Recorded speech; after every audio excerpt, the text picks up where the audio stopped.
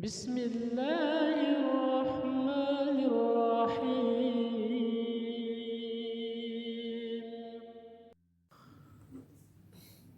Assalamualaikum warahmatullahi wabarakatuh. Alhamdulillah, salatu wassalamu ala rasulullah wa ala alihi wa sahbihi wa ala mu'ad. Pemirsa yang insyaallah dimuliakan oleh Allah Subhanahu wa taala. Alhamdulillah, kita ucapkan bersyukur kepada Allah Subhanahu wa taala. Pada hari ini kita masih diberikan oleh Allah kesempatan untuk bisa hidup di dunia. Dan tujuan kita hidup di dunia ini tidak lain kecuali untuk beribadah kepada Allah Subhanahu wa taala. Sehingga ketika kita tidur, Nabi sallallahu alaihi wasallam mengajarkan doa, di antaranya yang populer, alhamdulilladzi ahyana wa adama amatana wa ilaihin nusyur. Tapi ada doa lain yang barangkali belum kita hafal, juga diajarkan oleh Nabi sallallahu alaihi wasallam. Alhamdulillahilladzi radda ilayya ruhi wa adzina li dzikrihi. Alhamdulillahilladzi radda ilayya ruhi. Segala puji bagi Allah yang telah mengembalikan ruhku. Nah, apa tujuan Allah mengembalikan ruh-ruh kita? Itu karena orang tidur itu sebenarnya hakikatnya mati, dicabut ruhnya oleh Allah Subhanahu wa taala. Nah, apa tujuan dikembalikannya ruh kita oleh Allah Subhanahu wa taala? Kata Nabi sallallahu alaihi wasallam, wa adzina li dzikrihi. Jadi tujuannya adalah untuk beribadah, untuk mengingat Allah Subhanahu wa taala. Nah, seiring dengan doa tidur yang diajarkan oleh Nabi sallallahu alaihi wasallam ini, Allah menyebutkan juga dalam Al-Qur'an, wa ma khalaqtul jinna wal insa illa liya'budun. Tidaklah aku ciptakan jin dan manusia kecuali mereka beribadah kepada Allah. Bahkan dalam ayat lain Allah berfirman, setelah kita diperintahkan untuk mengakui Allah sebagai Tuhan kita, bahkan Allah menyatakan dirinya sendiri sebagai Tuhan, sebagai zat yang satu-satunya diyakini. Innani anallah. Allah katakan sesungguhnya aku adalah Allah. Nah, maka diperintahkanlah kepada kita, fa'budni, beribadahlah kepada saya, kata Allah, wa aqimis salata li dzikri, dengan cara melaksanakan salat kepada Allah Subhanahu wa taala.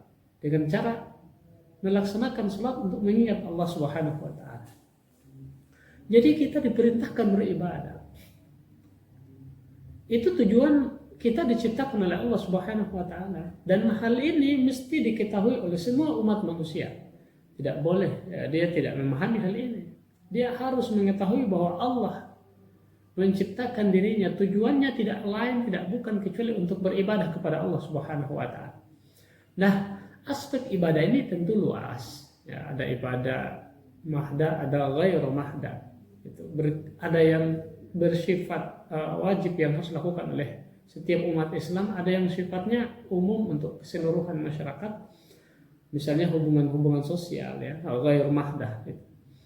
Semua ibadah baik mahda maupun ghairu mahda itu akan dinilai di sisi Allah Subhanahu wa taala ketika kita niatkan karena Allah, dan akan dinilai ibadah oleh Allah sehingga diberikan ganjaran pahala kecuali kita niatkan karena Allah Subhanahu wa taala.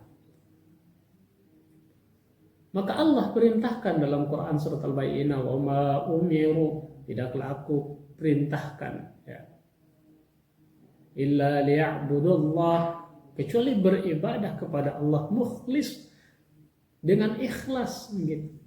Artinya beribadah, apapun pekerjaan ibadah yang dilakukan, Allah tidak perintahkan ibadah itu dilakukan kecuali niat ikhlas karena Allah Subhanahu wa taala.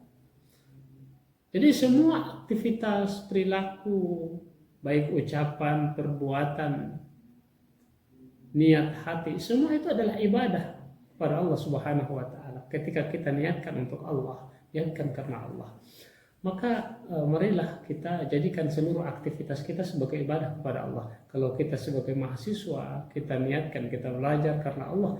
Kalau kita sebagai seorang ayah, kita didik anak-anak kita karena Allah, menjadi ayah yang hidup di tengah-tengah keluarga sebagai hidup karena Allah Subhanahu wa taala. kita sebagai dosen, sebagai guru, sebagai ulama, sebagai ustadz, niatkan karena Allah Subhanahu wa taala.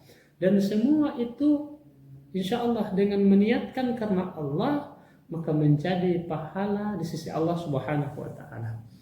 Nah, demikian apa yang saya sampaikan tentang ibadah. Mohon ini untuk dipahami bahwa Allah menciptakan kita tujuannya untuk beribadah kepadanya. Tidak boleh kita lupakan hal ini. Karena itu kunci kemuliaan kita sebagai manusia, kunci perbedaan kita dengan makhluk-makhluk lain diciptakan oleh Allah Subhanahu wa taala, yakni kemampuan mengolah akal kita untuk senantiasa beribadah kepada Allah Subhanahu wa taala.